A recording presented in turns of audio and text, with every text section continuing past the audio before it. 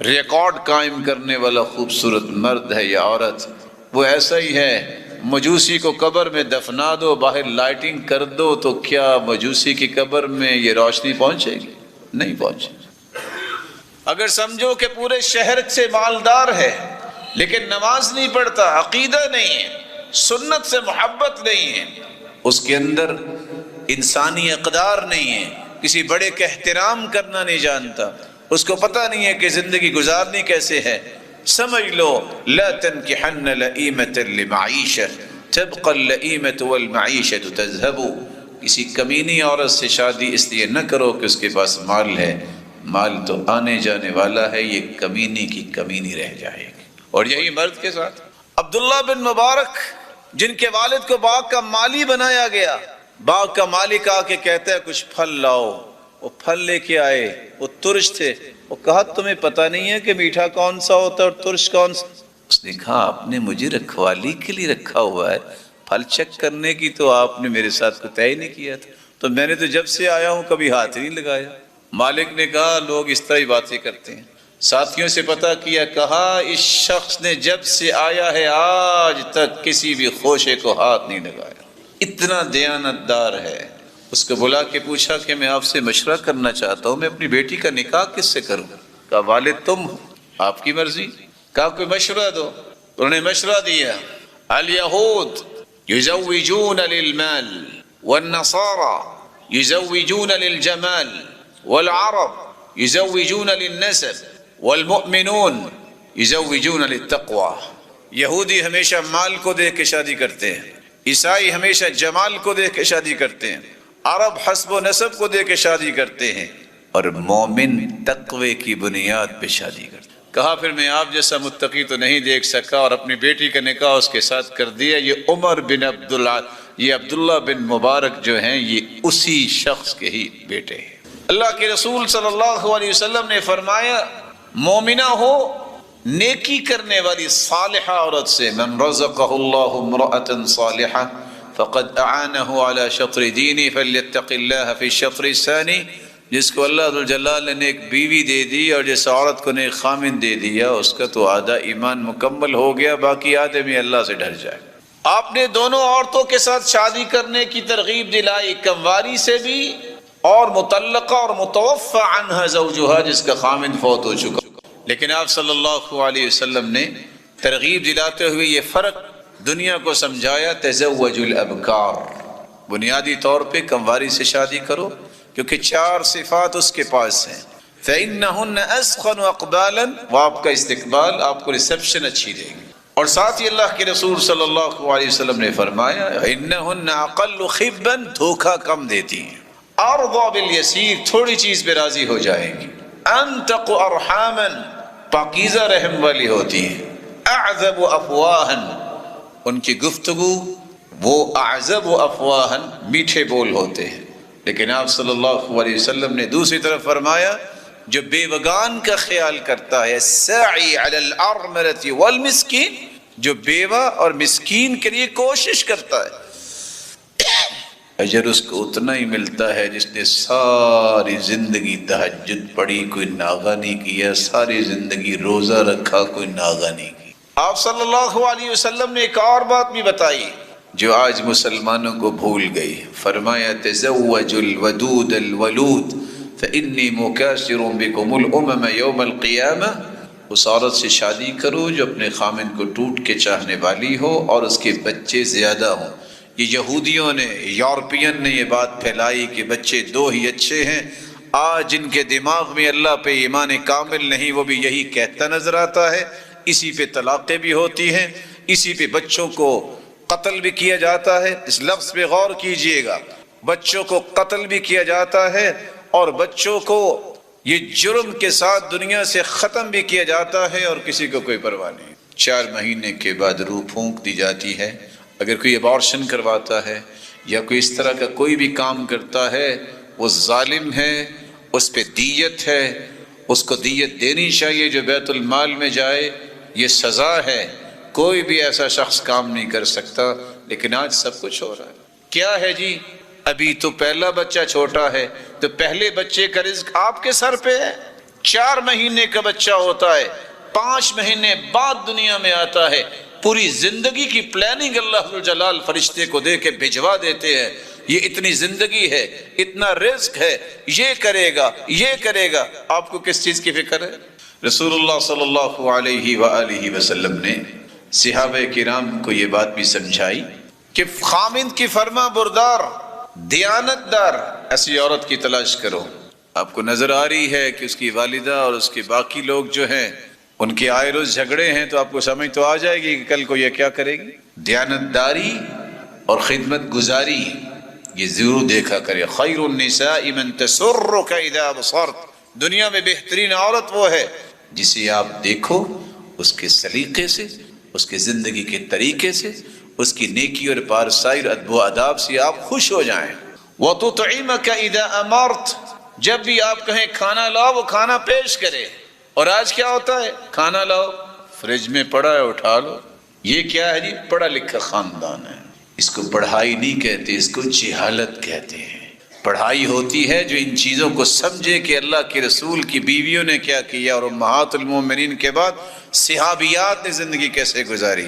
رسول اللہ صلی اللہ علیہ وسلم نے فرمایا وَتَحْفَظُ غَيْبَتَكَ فِي نَفْسِهَا وَمَالِكَ، جو آپ کی عدم موجودگی میں آپ کے بچوں کی حفاظت کرنے والی ہو، عزت کی حفاظت کرنے والی ہو، ایسی دیانت دار عورت سے شادی کرنی چاہیے۔ بچوں کی صحیح پرورش اور خانگی معاملات سے واقفیت، اس کا بھی خیال کرنا چاہیے۔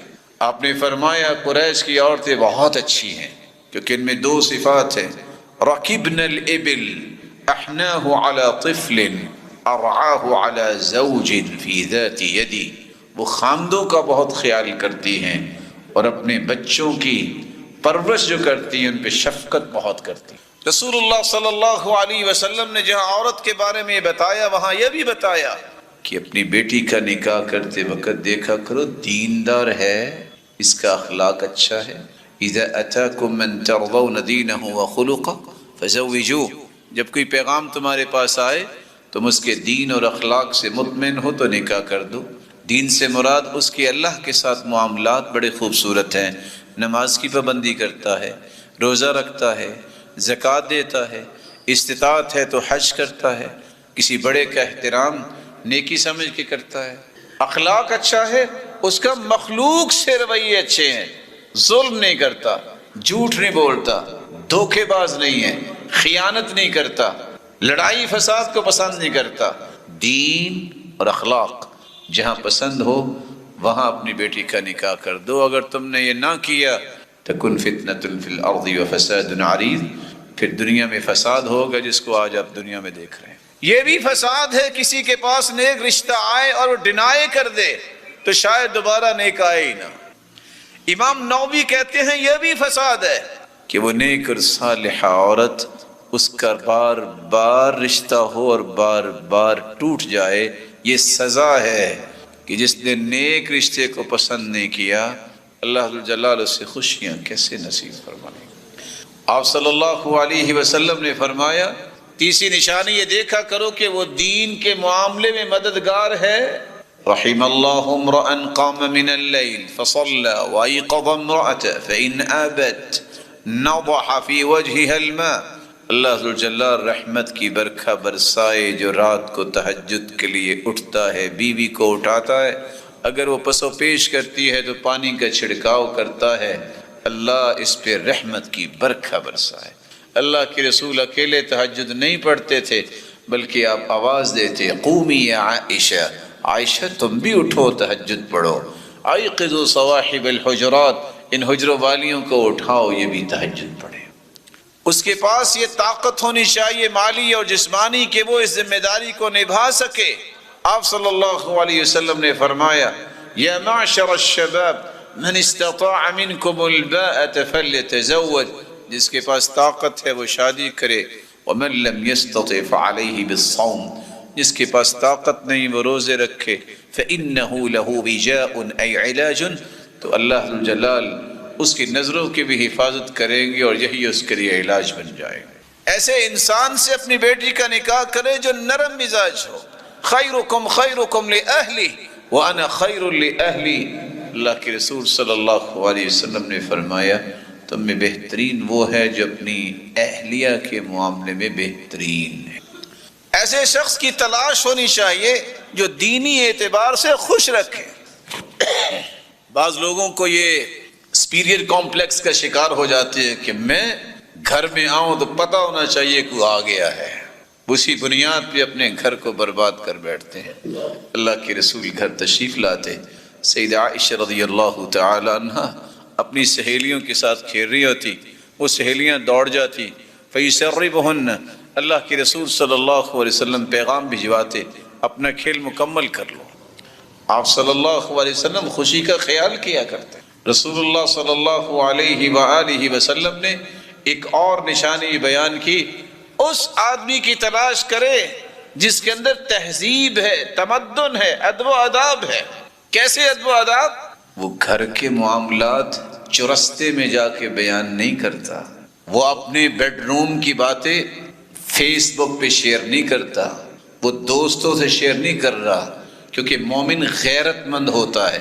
آپ صلی اللہ علیہ وسلم نے فرمایا ان من اشر الناس عند اللہ منزلہ یوم القیامہ الرجل یفضی الى امرأته وتفضی الیہ ثم ینشر سرها۔ اللہ ذوالجلال کے ہاں سب سے بدترین انسان وہ ہوگا قیامت کے دن جو اپنے بیوی کے پاس جاتا ہے پھر اپنے راز لوگوں کو بیان کرتا ہے۔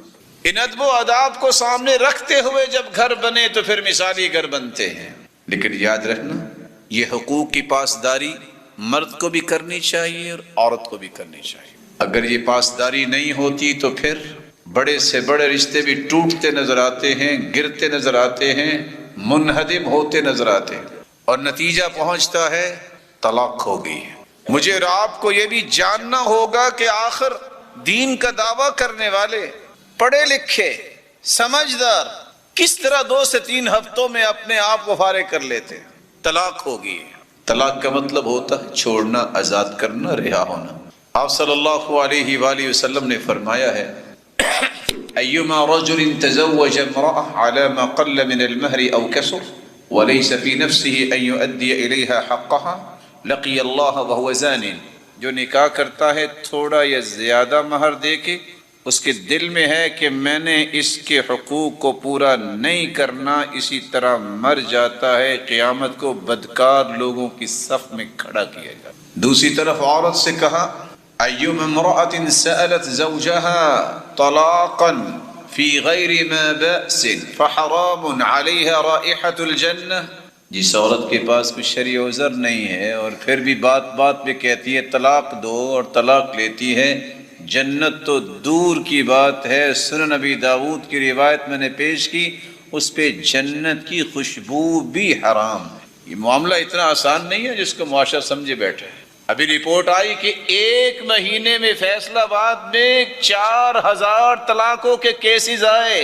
امیجن کیجئے یہ کھیل جو کھیلا جا رہا ہے، یہی تو یورپ چاہتا تھا، یہی تو کافر چاہتے ہیں کہ مسلمانوں کا جو آئلی نظام ہے، خاندانی نظام بڑا مضبوط ہے، اس میں دراڑیں کیسے آ سکتی ہیں، اور آج اسی میں کامیابی کری وہ سر توڑ کوشش کر رہے ہیں۔ لیکن مسلمان اللہ کی رحمت اس کے فضل سے اپنے دین کی حفاظت کرنے والے ہیں۔ طلاق کیوں ہوتی ہے؟ اسباب کیا ہیں اور اس کا حل کیا ہے؟ طلاق کا پہلا سبب یہ ہے جب میاں بیوی میں دو میں ان سے کی ہوئی ایک گناہ میں آگے بڑھ جاتا ہے، اللہ ذوالجلال پھر یہ نعمت چھین لیتے ہیں۔ مرد بھی ہو سکتا ہے جوئے میں چلا گیا، شراب میں چلا گیا، برائی میں چلا گیا، نہ جانے کون کون سی بیماریاں اور گناہ۔ اسی طرح عورت، تو قرآن کہتا ہے وَمَا أَصَابَكُم مِّن مُّصِيبَةٍ فَبِمَا كَسَبَتْ أَيْدِيكُمْ، جو بھی تمہیں مصیبت آتی ہے تمہارے ہاتھوں کی کمائی ہے۔ سلف بیان کرتے ہیں فضیل بن عیاض انی لأعصی اللہ، گناہ میں کرتا ہوں، فأعرف ذلك فی خلق حماری، فی خلق حماری و خادمی، غلطی میری ہوتی ہے لیکن اس کی نحوست مجھے میرے گدھے میں بھی نظر آتی ہے، میرے خادم میں بھی۔ خادم بھی بات نہیں مانتا اور گدھا بھی سواری کرنے نہیں دیتا۔ دوسری روایت میں آتا ہے فأرى ذلك في خلقي ودابتي وامرأتي میری سواری میں بھی جانور میں بھی وہی آتا ہے کہ وہ اچھلتا ہے کودتا ہے اور سرکشی دکھاتا ہے، اور بیوی میں بھی وسرات نظر آتے ہیں۔ سبب کیا ہوتا ہے؟ میری غلطی کوتاہی، اس کی نحوست مجھے میری بیوی میں بھی نظر آتی ہے۔ نیک بنو گے ایک بنو گے، میاں بیوی دونوں اپنی نمازوں کی پابندی رکھیں، اللہ کا خوف ہو، دین میں ایک دوسرے کے معاون ہوں، ایک دوسرے کی عزت کے محافظ ہوں، اور قرآن کی صرف ایک آیت کو سمجھ لیں، پڑھ لیں، ہن لباس لکم وانتم لباس لہن۔ مرد عورتوں کے لباس ہیں اور عورتیں مردوں کے لباس ہیں۔ لباس کے 3 فائدے ہیں۔ ستر پوشی، لباس ہوگا تو پردہ ہوگا، وگرنہ پردہ نہیں ہوگا۔ یہاں بھی علماء یہ کہتے ہیں جو شادی نہیں کرواتا یہ تو اپنے آپ کو بے لباس کیا ہوا ہے۔ لباس سے جہاں ستر پوشی ہوتی ہے، خامند کو بیوی اور بیوی کو خامند کی کمی کوتاہی معمولی سی باتوں کا حجم بڑھا کے بڑا نہ کرے، چھپائے، ستر پوشی کرے۔ لباس کا دوسرا فائدہ یہ ہوتا ہے کہ سردی گرمی سے بھی بچاتا ہے۔ ساری زندگی حالات ایک جیسے نہیں ہوتے، بسا اوقات بہت اچھا کاروبار ہوتا ہے، بسا اوقات اس میں کوئی کمی بھی آ سکتی ہے، بسا اوقات صحت مند ہے بیوی، بسا اوقات بیمار بھی ہو سکتی ہے۔ اس کا یہ مطلب نہیں ہے بیمار ہوگی ہے تو بیوی نہیں رہی، اس کا یہ مطلب نہیں ہے کہ آج اس کے کاروبار میں لاسز آ گئے ہیں تو وہ خامد نہیں رہا۔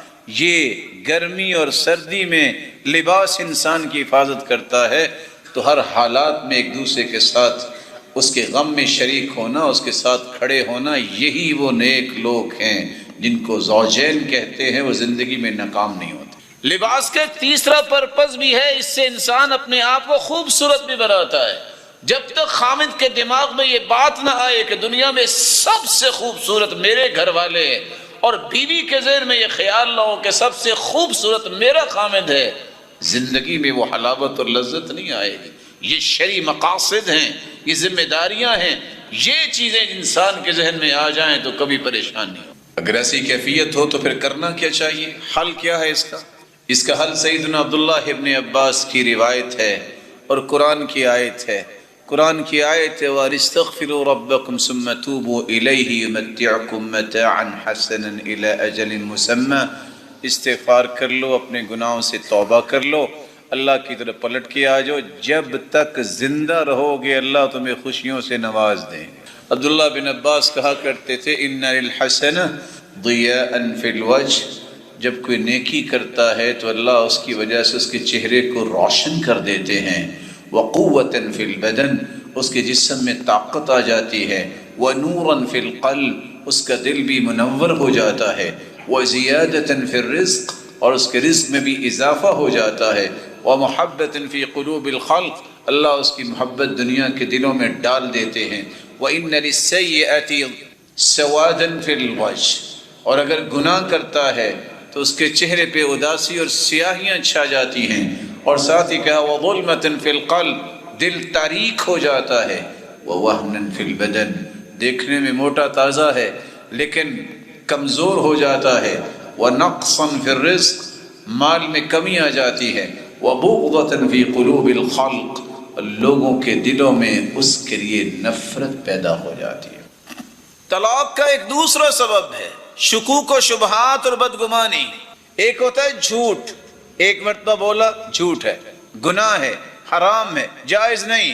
ایک ہوتا ہے بدگمانی، برا گمان کرنا۔ ایاکم والظن فإن الظن اکذب الحدیث، بدگمانی سے بچو، یہ بہت بڑا جھوٹ ہے۔ بدگمانی کرنے سے 24 گھنٹے کے جھوٹے انسان بن سکتے ہیں، کیونکہ ہر وقت سوچتا ہی غلط ہے۔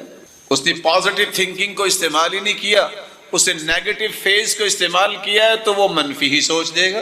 بدگمانی سے رشتے ٹوٹتے ہیں، باہمی تعلقات میں بگاڑ پڑتا ہے، اور بے انتہا شک و شبہ، چھوٹی چھوٹی باتوں کو بڑا بنا لینا، اس کا حجم بڑا کر لینا، بغیر ثبوت کے، بغیر دلیل کے، صرف سنی سنائی باتوں پہ بیٹھے بیٹھے ایک دوسرے کو طلاق دے دیتے۔ ایک کہتی ہے طلاق دے دو، دوسرا کہتا ہے میں نے دے دی۔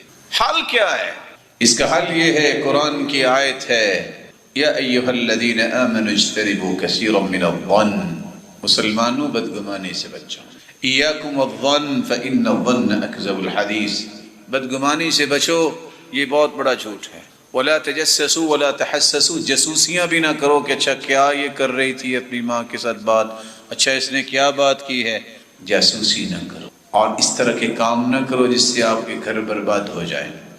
آپ صلی اللہ علیہ وآلہ وسلم نے یہاں تک فرما دیا کہ تم اچانک سے گھر بھی نہ آؤ، لیتخونہم، تاکہ پتہ چلے کہ بیوی کیا کر رہی ہے، اس سے بھی آپ کے معاملات میں گڑبڑ ہو گیا، اعتماد کرو۔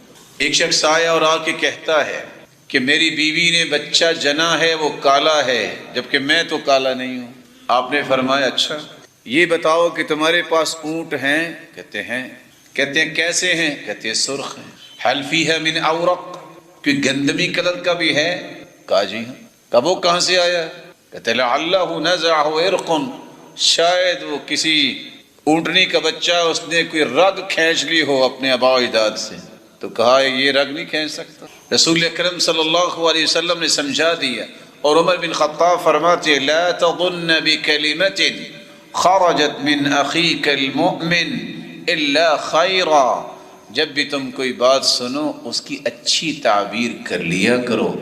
امام شافعی کہا کرتے تھے من احب ان یختم له بخیر فلیحسن الظن بالناس، جو چاہتا ہے کہ اس کی اخیر اور خاتمہ بالخیر ہو، اس کو چاہیے لوگوں سے بدگمان نہ ہو۔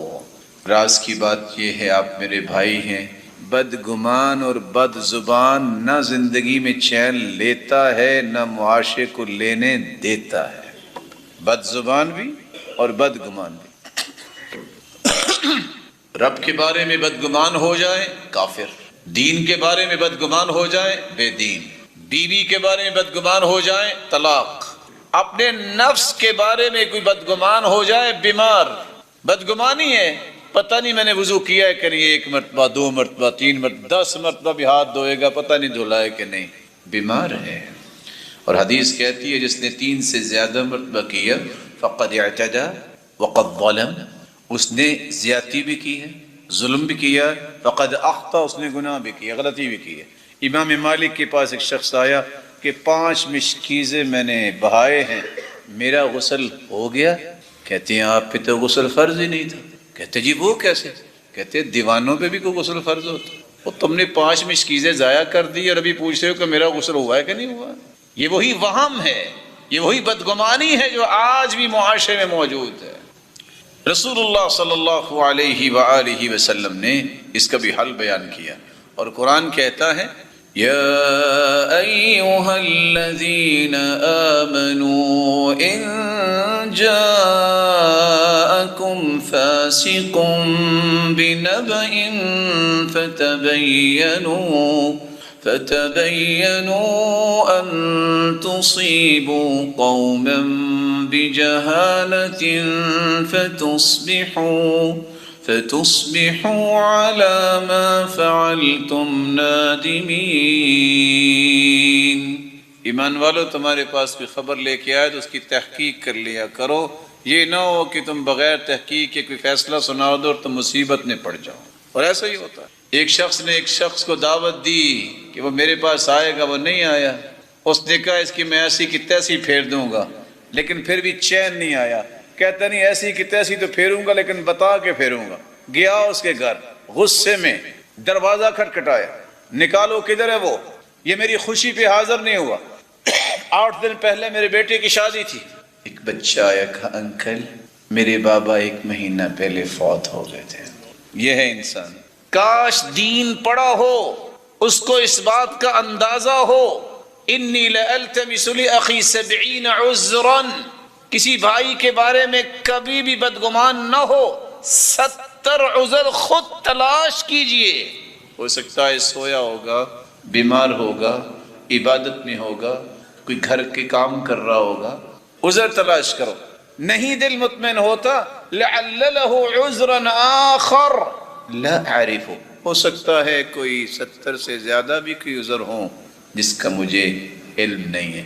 اللہ کے رسول صحابی کے گھر آئے ہیں، دروازہ کھٹکھٹایا ہے، 1 مرتبہ 2 مرتبہ 3 مرتبہ، الاذن ثلاثا، 3 مرتبہ اجازت دی جاتی ہے، نہ اجازت ملے واپس چلے جاؤ۔ وَإِذَا قِيلَ لَكُمُ ارْجِعُوا فَارْجِعُوا هُوَ أَزْكَىٰ لَكُمْ، تمہارے لیے پاکیزگی اس میں ہے، واپس چلے جاؤ۔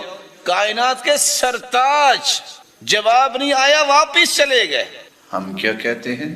میں آ گیا ہوں نا، یا میں نہیں ہے، دروازہ نہیں ہے۔ کال بھی آدھی ملاقات ہے، آپ فون کریں 3 مرتبہ نہیں اٹھایا، فون تو رکھا ہی اس لیے ہوتا ہے نا کہ کال سنی جائے، اس کا اور کیا پرپز ہے؟ اگر نہیں اٹھایا کچھ انتظار کر لیں، ہو سکتا ہے کہ وقت کا فرق ہو، وہ نماز میں ہو سکتا ہے کہ وہ کسی کام میں ہو، کسی میٹنگ میں ہو، وہاں یہ فتویٰ جڑ دینا کہ دیکھیں اس نے ایسا کیا ہے، یہ مومنوں کے رویے نہیں ہے۔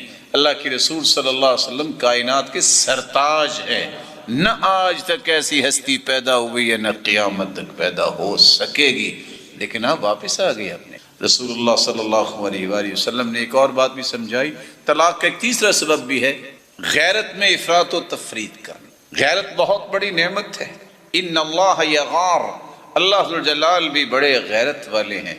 وغیرت اللہ ان یأتی المؤمن ما حرم اللہ، اور اللہ کی غیرت یہ ہے کہ جب کوئی حرام کام کرتا ہے تو اللہ ذو الجلال غیرت کھاتے ہیں اور پھر سزائیں بھی رکھی ہیں۔ مرد کے اندر اگر غیرت نہ ہو تب بھی گھر اجڑ جاتا ہے، اس کو پرواہ نہیں ہے عورت کہاں جا رہی ہے، کہاں بیٹھ رہی ہے، کہاں کس سے مل رہی ہے، اس کو پتہ ہی نہیں ہے، پردہ ہی نہیں ہے۔ آپ صلی اللہ علیہ وسلم نے فرمایا 3 لوگوں پہ جنت حرام ہے، ان میں ایک ہے دیوس۔ پوچھا دیوس کون ہے؟ اللہ کے رسول صلی اللہ علیہ وسلم نے اس کی وضاحت کیا کی؟ الذی یقر فی اہلہ الخبث، صحابی نے کیا بیان کیا؟ جس کے گھر میں خباثت ہو رہی ہے اور اسے پرواہ کو نہیں۔ لیکن اگر ضرورت سے زیادہ غیرت آ جائے تو تب بھی گھر اجڑ جاتا ہے۔ ایک ایک بات پہ شک، ایک ایک بات پہ شبہ، اچھا یہ ہو سکتا ہے، اچھا یہ شخص کبھی اپنا گھر نہیں چلا سکتا۔ اس لیے امام ابن القیم رحمۃ اللہ علیہ فرمایا کرتے تھے کہ شریعت نے کتنی خوبصورت بات کی ہے کہ کوئی شخص رات کو اس نظریے سے گھر میں نہ آئے لئلا یتخونہم او یلتمس عثراتہم، کہ وہ خیانت پکڑے یا لغزشوں سے مطلع ہو کہ بھلا یہ کیا کرتے ہیں، یہ اس وقت کیا ہو رہا ہے۔ آپ صلی اللہ علیہ وسلم نے اس بات سے منع کر دیا۔ امام ابن مقفع کہا کرتے تھے ایاک والتغایر فی غیر موضع، غیرت کی ایک جگہ ہے، ہر بات پہ غیرت کا نام لے کے گھروں کو توڑ دینا، برباد کر دینا، یہ کوئی دانش مندی نہیں ہے۔ رسول اللہ صلی اللہ علیہ وآلہ وسلم نے یہ ساری چیزیں صحابہ کو اس وقت ہی سمجھا دی۔ ایک چوتھا سبب ہے، بعض لوگ ایسے پریشانی کے عالم میں زندگی گزار رہے ہوتے ہیں، لوگوں کے لیے زندہ رہتے ہیں، اپنے لیے نہیں۔ کیسے؟ بے جا مردانگی کا اظہار کرنا، لو میں نے اگر بیوی کی بات مان لی تو میں مرد تو نہ رہا، تو پھر کیا عورت بن جاؤ گے تم؟ اللہ کے رسول نے بھی مشورہ مانا اپنی بیوی کا، اللہ کے رسول صلی اللہ علیہ وسلم کو مشورہ دیا، سیدنا ام سلمہ نے انہیں قبول کیا، دودھ پیا، مسلمانوں کے لیے خیر ہوئی۔ یہ بے جا جو ہے انسان اپنی مردانگی کو ثابت کرنے کے لیے جب تک 2-4 گالی نہیں دوں گا، گھر میں جا کے پتہ نہیں چلے گا، یہ لوگ کبھی گھر کو آباد نہیں کر سکتے۔ نو ڈاؤٹ کہ الرجال قوامون علی النساء، مردوں کو اللہ ذو الجلال نے عورتوں پر ذمہ دار بنایا ہے، لیکن ذمہ داری کا مطلب تو ذمہ داری ہے، اس کا مطلب ظلم کرنا نہیں ہے۔ من ناقصات عقل و دین، اگر وہ سمجھتا ہے کہ عورتوں کو تو عقل نہیں ہے تو یاد رکھنا کہ جس طرح کچھ عورتوں کے پاس عقل نہیں ہے، کچھ مرد بھی تو ایسے ہیں کہ جن کو دین کی سمجھ نہیں ہوتی۔ وہ اپنی بیوی کو جوتی سمجھتا ہے تو خود بھی تو پاؤں ہی ہوگا نا۔ جو سمجھتا ہے کہ میری بیوی ہے اور پھر مسلمان ہے، تہجد گزار اور میری سر کی تاج ہے، خود بھی تو سر ہی ہوگا نا۔ یہ اپنے اپنے مزاج کی بات ہے۔ حل کیا ہے؟ حل یہ ہے، اللہ کے رسول صلی اللہ علیہ وسلم نے فرمایا فاتقوا اللہ فی النساء، عورتوں کے بارے میں اللہ سے ڈر جاؤ، قیامت کو تم سے اس کے بارے میں پوچھا جائے گا۔ تم نے اللہ کی امانت کے ساتھ انہیں اپنی بیویاں بنایا ہے، اللہ ذو الجلال کے دین کے ساتھ انہیں اپنے گھر لے کے آئے ہو، اس لیے لا تقبح، ان کی قباحتیں مت بیان کرو، ولا تخرجوهن من بیوتهن، ان کو گھروں سے دھکا دے کے نہ نکالو، ولا تضرب الوجه، ان کے چہروں پہ نہ مارو، جب خود کھانا کھاؤ تو ان کو بھی کھلاؤ، جب خود پہنو تو ان کو بھی پہناؤ۔ یہ نہیں ہے کہ خود تو ہوٹلنگ کرو اور کہو کہ چلو کچھ پکا لو، ہوگا تو ہوگا نا گھر میں، خود تو آئے دن اپنے نئی نئی پوشاکیں سلاتے رہو، اس کو کہو تمہاری خالہ نے دیا نہیں تھا وہی پہن لو۔ یہ انصاف کی زندگی جب تک نہیں آتی، جب تک احساس اور شعور نہیں آتا، گھر باقی نہیں رہتے۔ ایک پانچواں سبب ہے کہ بیوی خاوند کی نافرمانی کرتی ہے، گھر وہ بھی ٹوٹ جاتا۔ من مانی کرنا، ہر کام میں ٹانگ اڑانا، بلکہ اپنی زبان چلانا، یہ عورتیں کبھی اپنا گھر نہیں بچا سکتی۔ حدیث میں آتا ہے اللہ کے رسول صلی اللہ علیہ وسلم نے فرمایا اذا صلت المرأة خمسها وصامت شهرها وأطاعت زوجها وحفظت في نفسها وماله قيل لها ادخل الجنة من أي باب شئت وأطاعت زوجها۔ جو 5 نمازیں پڑھے، روزے رکھے، خاوند کی اطاعت کرے، بچوں کی اچھی پرورش کرے، اللہ فرمائیں گے یہ جنت کے 8 دروازے کھلے ہیں، جس دروازے سے چاہتی ہو جنت چلی جاؤ۔ اسباب میں سے ایک سبب یہ بھی ہے بے جا تنقید ایک دوسرے پہ کرنا، ملامت کرنا، اور خرچ کرنے میں بے اعتدالی کرنا، بخل کر کر کے ان کو ہر وقت تکلیف میں رکھنا، یا اتنا کھلا دے دینا کہ ان کو یہ تصور ہی ختم ہو جائے کہ راہ راست اور زیادہ حق کیا ہے۔ اور پھر بعض اوقات دوستوں کے ساتھ اس قدر تعلق ہے کہ انہیں گھر کے معاملات کا، ضروریات کا پتہ ہی نہیں ہے، ایسے گھر بھی نہیں چلا کرتے۔ اور بسا اوقات خامدوں کا بیویوں کا بات نہ ماننا، خامد بلاتا ہے وہ آواز سننا پسند نہیں کرتی، بدتمیزی کرتی ہے، گھر یہ بھی نہیں چلتے۔ سعید بن مسیب کی بیوی سے پوچھا گیا آپ اپنے خامد سے کیسے بات کرتی ہیں؟ انہوں نے کہا کما تکلمون امراءکم، جس طرح تم گورنروں سے بات کرتے ہو، ہمیں تو سکھایا یہ گیا ہے کہ خامدوں سے ایسی ہی بات کرنی۔ سیدنا ابوبکر صدیق کی بیوی کہہ رہی ہے لا وقرۃ عینی، میری آنکھوں کی ٹھنڈک ایسے ہے۔ رسول اللہ صلی اللہ علیہ وسلم نے یہ بھی سکھایا کہ صرف عورتوں کی حکم نہیں ہے کہ وہ ایسے القاب دیں اور اچھی طرح بولیں، آپ بھی کہتے تھے یا خمیرہ، یا عائشہ۔ آپ صلی اللہ علیہ وسلم نے بھی اسی محبت کے انداز میں سکھایا ہے۔ کیا ہو سکتا ہے کہ آج کے معاشرے میں یہ حدیث بار بار پڑھ کے سمجھا جائے؟ وہ نوجوان جو جوشیلے بھی ہیں، سمجھتے ہیں کہ ہم بڑے پڑھے لکھے ہیں۔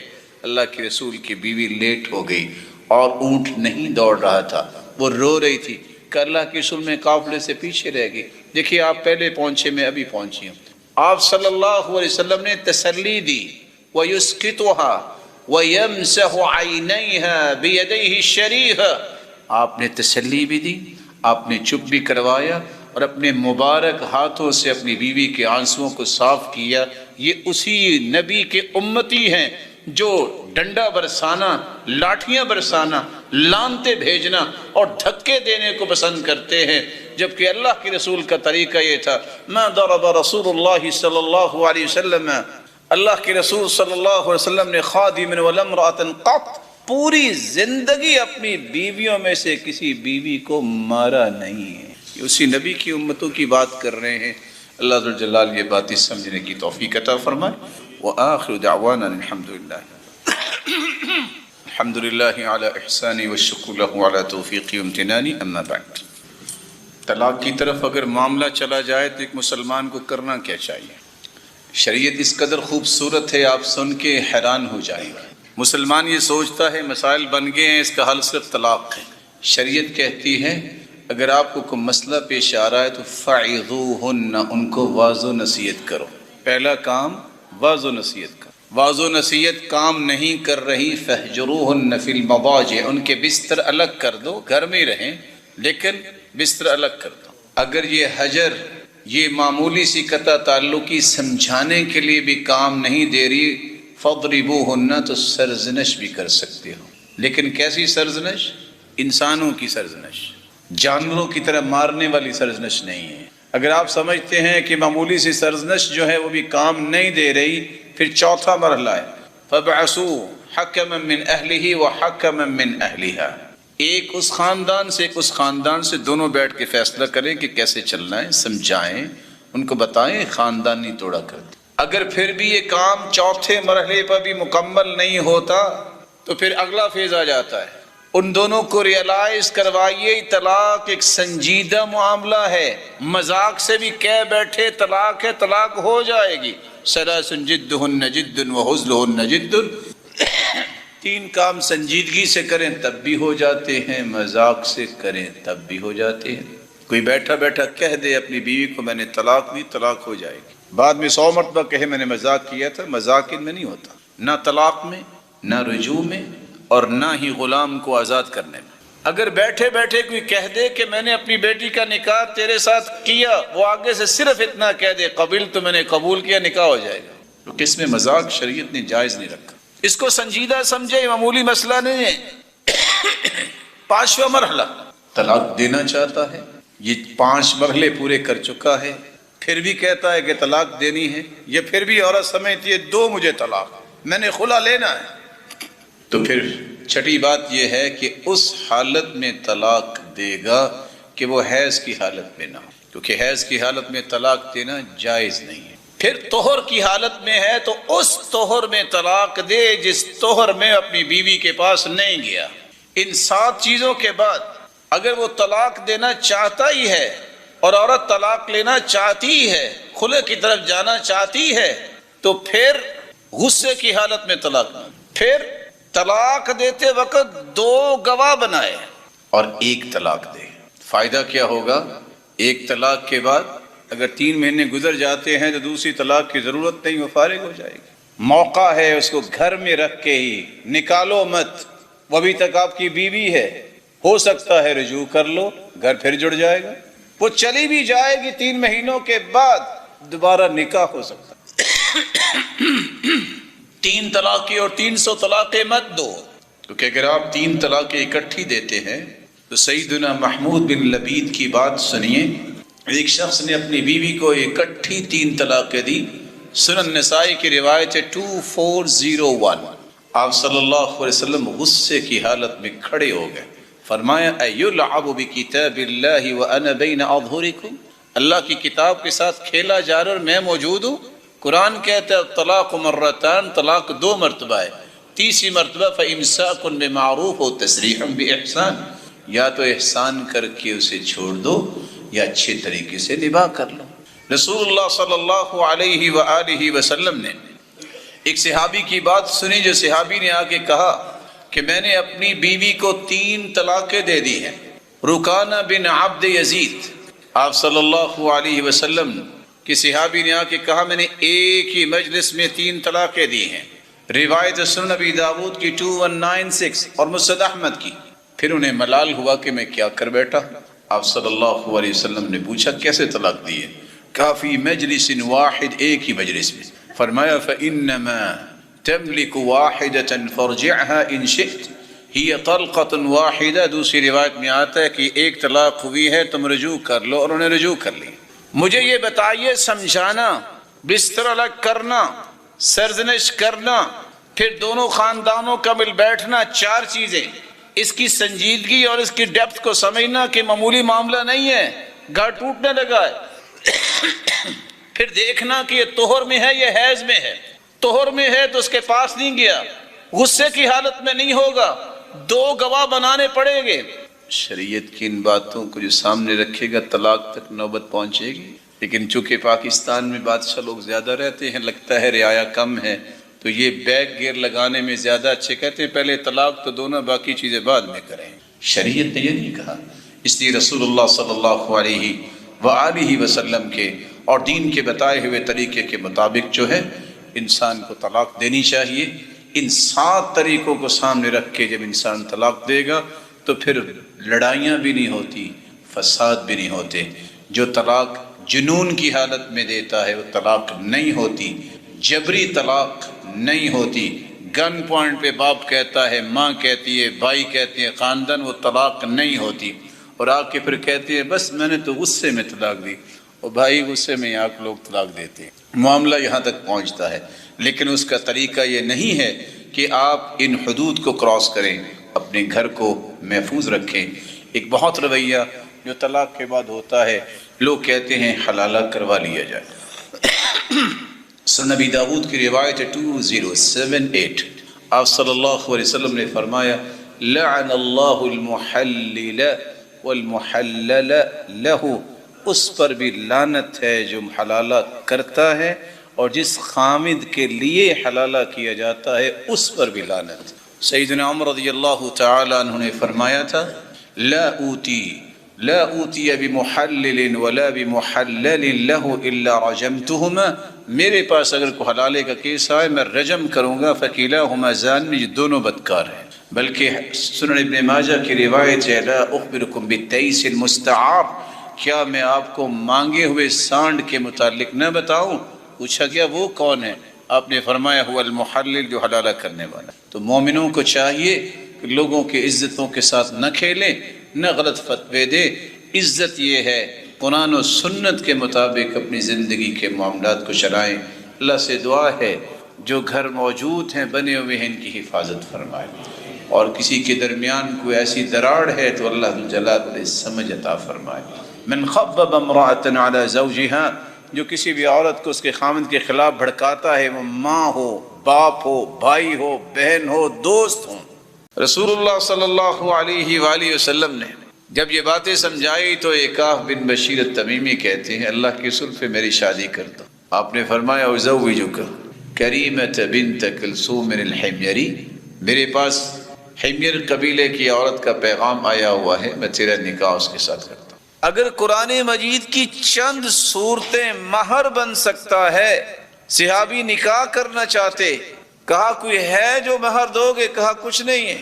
کہ التمس ولو خاتما من حدید، تم انگوٹھی ہی کوئی تلاش کر کے لے آؤ لوہے کی۔ فالتمس ولم یجد شیئا، کچھ نہیں ملا۔ کہا هل معک من القرآن شیء، قرآن کی صورتیں یاد ہے؟ کہا صورتیں تو یاد ہیں۔ قال زوجتک ما معک من القرآن، جو تیرے پاس صورتیں ہیں یہ اپنی اہلیہ کو پڑھا دینا، میں اس کے ساتھ ہی تیرا نکاح کرتا ہوں۔ کس مال کی ضرورت ہے؟ سلف تو یہ کرتے تھے، کوئی نکاح کا پیغام لے کے آتا کہتے بیٹھو، کھانا پیش کرتے، کہتے قرآن کی 10 آیتیں سناؤ، یاد نہیں، کہتے کو حدیثیں 10 سناؤ، یاد نہیں، کھانا کھلاتے، کہتے کو اور گھر تلاش کرو۔ یہاں کہتے اچھا زمین کتنے ایکڑ ہے، گاڑی ہے کہ نہیں ہے؟ اللہ، سعید بن مسیب جس کی بیٹی کے بارے میں وقت کے گورنر نے کہا تھا اس کا وزن کرو، جتنا اس کا وزن ہے اتنے ہیرے جواہرات لے لو اور میرے ساتھ نکاح کر دو، کہا نہیں ہو سکتا۔ ابو وداع ان کے شاگرد ہیں جن کی اہلیہ فوت ہو گئی، پوچھا بیٹا آپ آئے نہیں؟ کہا والدین پہلے نہیں تھے، بیوی بھی فوت ہو گئی۔ کہا پڑھنے کے بعد میری بات سن۔ بلایا، چند دوستوں کو بلا کر کہا پسند کرو تو میں اپنی بیٹی کا نکاح آپ کے ساتھ کرنا چاہتا ہوں۔ نکاح کیا، گھر چھوڑ کے آئے، پڑوسیوں کو کہا کہ ان کا خیال کرنا، ابھی یہ غم میں ہے۔ کہا میرے پاس تو کچھ ہے بھی نہیں، کہا وہ دینے والا ہے۔ پھر تاریخ یہ لکھتی ہے کہ جس گھر میں کچھ نہیں تھا، مدینے کے بڑے بڑے لوگ، اس شہر کے بڑے بڑے جو اشراف تھے مالدار، اسی گھر میں آ کے کھانا کھایا کرتے تھے۔ لیکن شریعت نے یہاں یہ بیان کیا ہے کہ نکاح بھی کرو تو تمہیں اس بات کا اندازہ ہونا چاہیے کہ ایک ذمہ داری ہے۔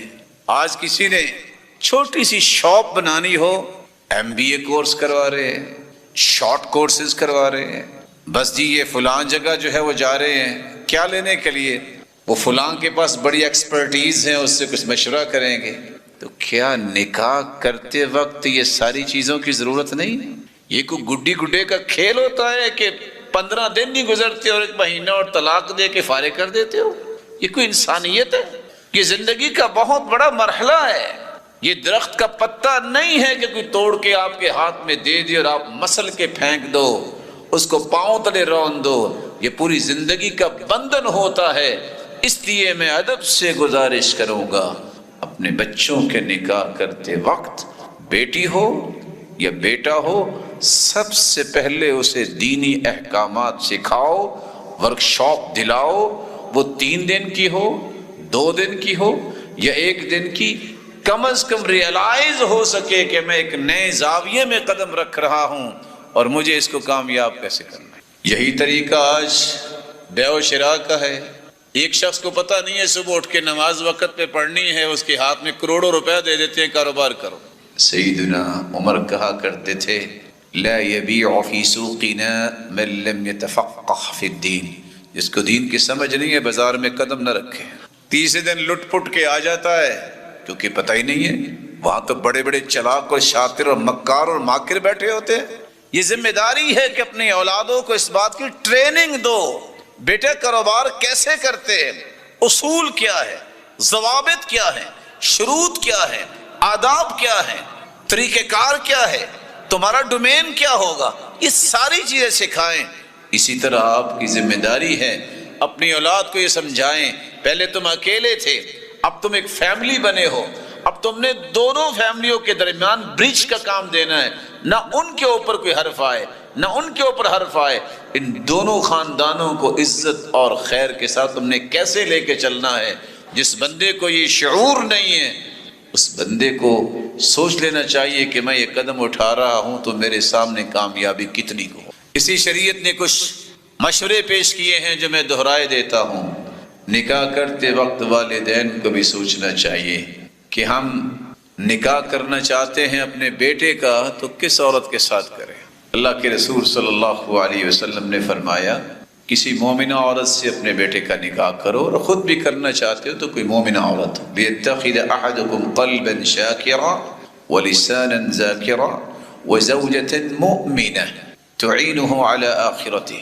کامیاب زندگی گزارنی ہے تو دل شکر کرنے والا بناؤ، زبان ذکر کرنے والی بناؤ۔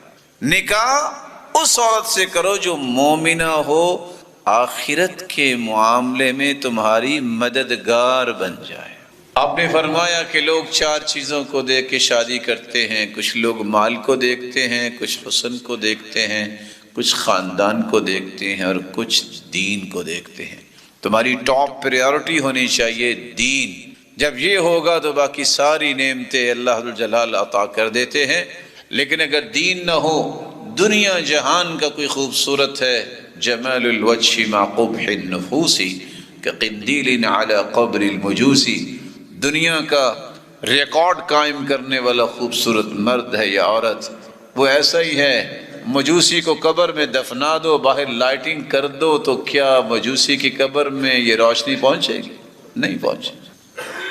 اگر سمجھو کہ پورے شہر سے مالدار ہے لیکن نماز نہیں پڑھتا، عقیدہ نہیں ہے، سنت سے محبت نہیں ہے، اس کے اندر انسانی اقدار نہیں ہے، کسی بڑے کا احترام کرنا نہیں جانتا، اس کو پتہ نہیں ہے کہ زندگی گزارنی کیسے ہے، سمجھ لو لا تنکحن لئیمة لمعیشہ تبقى اللئیمة والمعیشة تذهب۔ کسی کمینی عورت سے شادی اس لیے نہ کرو کہ اس کے پاس مال ہے، مال تو آنے جانے والا ہے، یہ کمینی کی کمینی رہ جائے گی۔ اور یہی مرد کے ساتھ عبداللہ بن مبارک، جن کے والد کو باغ کا مالی بنایا گیا، باغ کا مالک آ کے کہتا ہے کچھ پھل لاؤ، وہ پھل لے کے آئے، وہ ترش تھے، وہ کہا تمہیں پتہ نہیں ہے کہ میٹھا کون سا ہوتا ہے اور ترش کون سا؟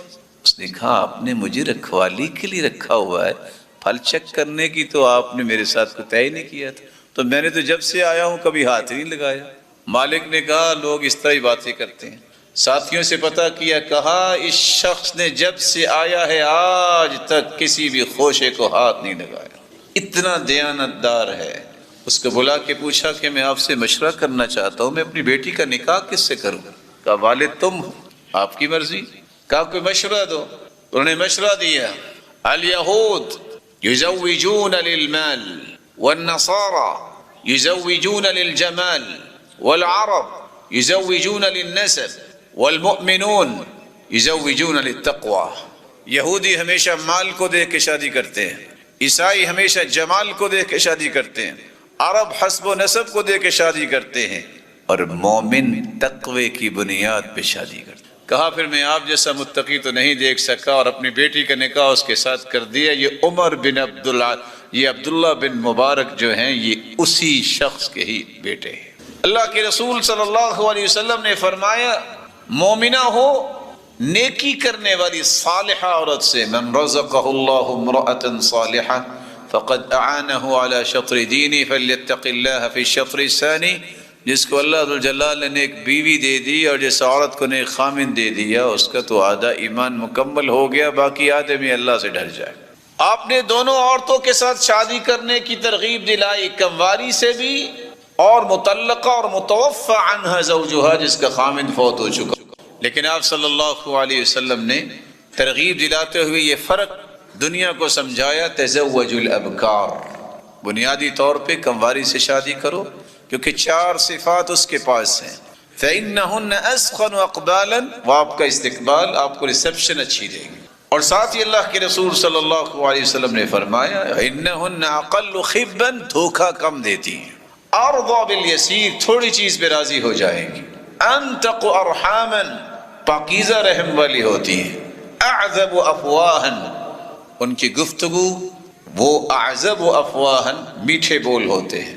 لیکن آپ صلی اللہ علیہ وسلم نے دوسری طرف فرمایا جو بیوگان کا خیال کرتا ہے، الساعی علی الارملة والمسکین، جو بیوہ اور مسکین کے لیے کوشش کرتا ہے، اجر اس کو اتنا ہی ملتا ہے جس نے ساری زندگی تہجد پڑھی، کوئی ناغہ نہیں کیا، ساری زندگی روزہ رکھا، کوئی ناغہ نہیں کیا۔ آپ صلی اللہ علیہ وسلم نے ایک اور بات بھی بتائی جو آج مسلمانوں کو بھول گئی، فرمایا تزوجوا الودود الولود فإنی مکاثر بکم الامم یوم القیامہ، اس عورت سے شادی کرو جو اپنے خامن کو ٹوٹ کے چاہنے والی ہو اور اس کے بچے زیادہ ہوں۔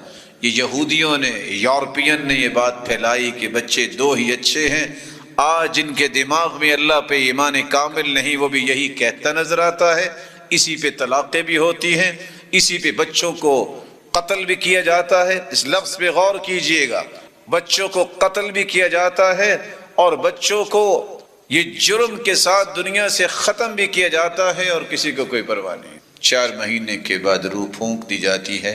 اگر کوئی ابارشن کرواتا ہے یا کوئی اس طرح کا کوئی بھی کام کرتا ہے وہ ظالم ہے، اس پہ دیت ہے، اس کو دیت دینی چاہیے جو بیت المال میں جائے، یہ سزا ہے، کوئی بھی ایسا شخص کام نہیں کر سکتا۔ لیکن آج سب کچھ ہو رہا ہے، کیا ہے جی؟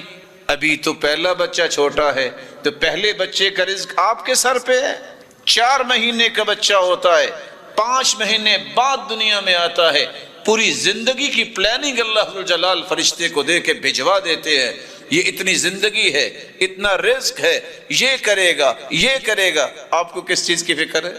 رسول اللہ صلی اللہ علیہ وآلہ وسلم نے صحابہ کرام کو یہ بات بھی سمجھائی کہ خامند کی فرما بردار، دیانت دار ایسی عورت کی تلاش کرو۔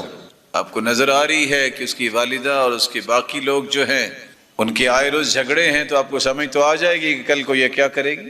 دیانت داری اور خدمت گزاری یہ ضرور دیکھا کرے۔ خیر النساء من تسرک اذا ابصرت، دنیا میں بہترین عورت وہ ہے جسے آپ دیکھو اس کے سلیقے سے، اس کے زندگی کے طریقے سے، اس کی نیکی اور پارسائی اور ادب و آداب سے آپ خوش ہو جائیں۔ وَتُطْعِمَكَ إِذَا أَمَرْتَ، جب بھی آپ کہیں کھانا لاؤ وہ کھانا پیش کرے۔ اور آج کیا ہوتا ہے؟ کھانا لاؤ، فریج میں پڑا ہے اٹھا لو۔ یہ کیا ہے جی؟ پڑھا لکھا خاندان ہے۔ اس کو پڑھائی نہیں کہتے، اس کو جہالت کہتے ہیں۔ پڑھائی ہوتی ہے جو ان چیزوں کو سمجھے کہ اللہ کے رسول کی بیویوں نے کیا کیا اور امہات المومنین کے بعد صحابیات نے زندگی کیسے گزاری۔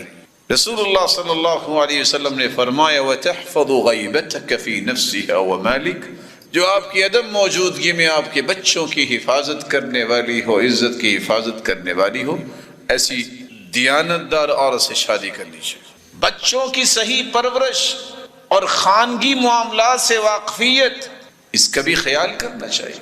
آپ نے فرمایا قریش کی عورتیں بہت اچھی ہیں کیونکہ ان میں 2 صفات ہیں، رَكِبْنَ الْإِبِلِ احناہ علی طفل ارعاہ علی زوج فی ذات یدی، وہ خاندوں کا بہت خیال کرتی ہیں اور اپنے بچوں کی پرورش جو کرتی ہیں ان پہ شفقت بہت کرتی ہیں۔ رسول اللہ صلی اللہ علیہ وسلم نے جہاں عورت کے بارے میں بتایا وہاں یہ بھی بتایا کہ اپنی بیٹی کا نکاح کرتے وقت دیکھا کرو دیندار ہے، اس کا اخلاق اچھا ہے۔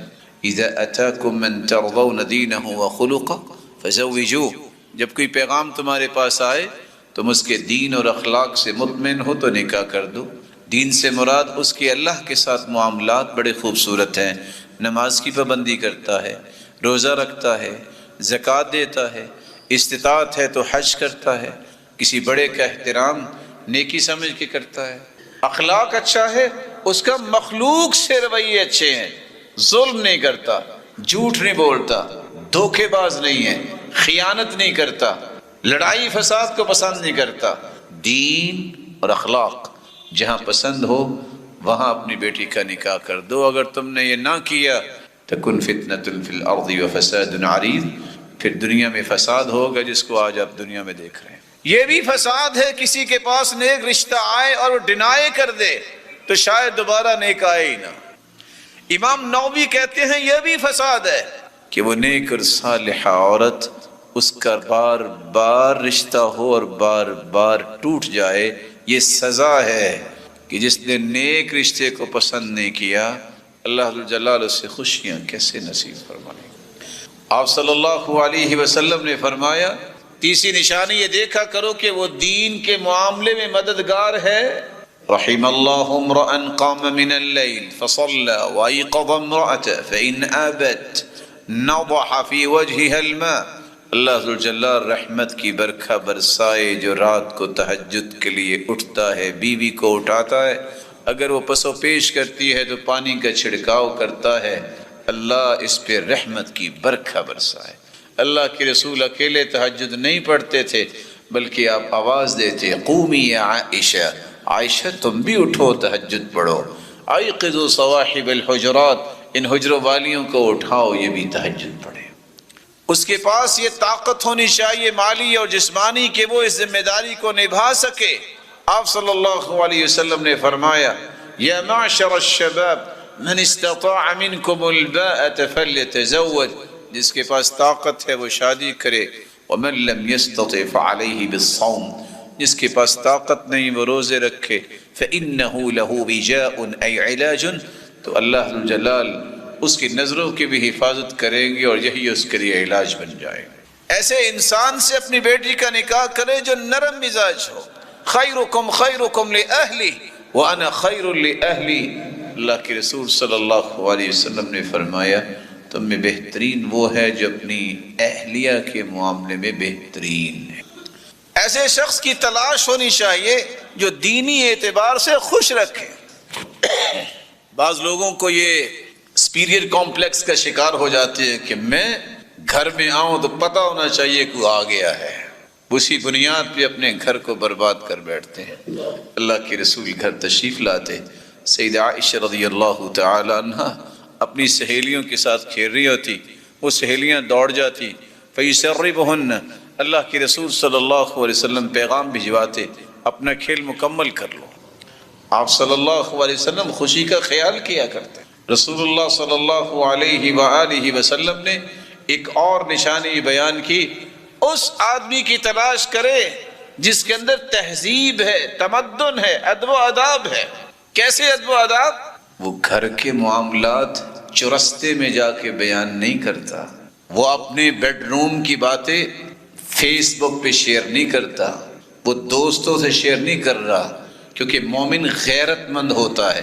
آپ صلی اللہ علیہ وسلم نے فرمایا ان من اشر الناس عند اللہ منزلہ یوم القیامہ الرجل یفضی الى امرأته وتفضی الیہ ثم ینشر سرها، اللہ ذوالجلال کے ہاں سب سے بدترین انسان وہ ہوگا قیامت کے دن جو اپنے بیوی کے پاس جاتا ہے پھر اپنے راز لوگوں کو بیان کرتا ہے۔ ان ادب و آداب کو سامنے رکھتے ہوئے جب گھر بنے تو پھر مثالی گھر بنتے ہیں۔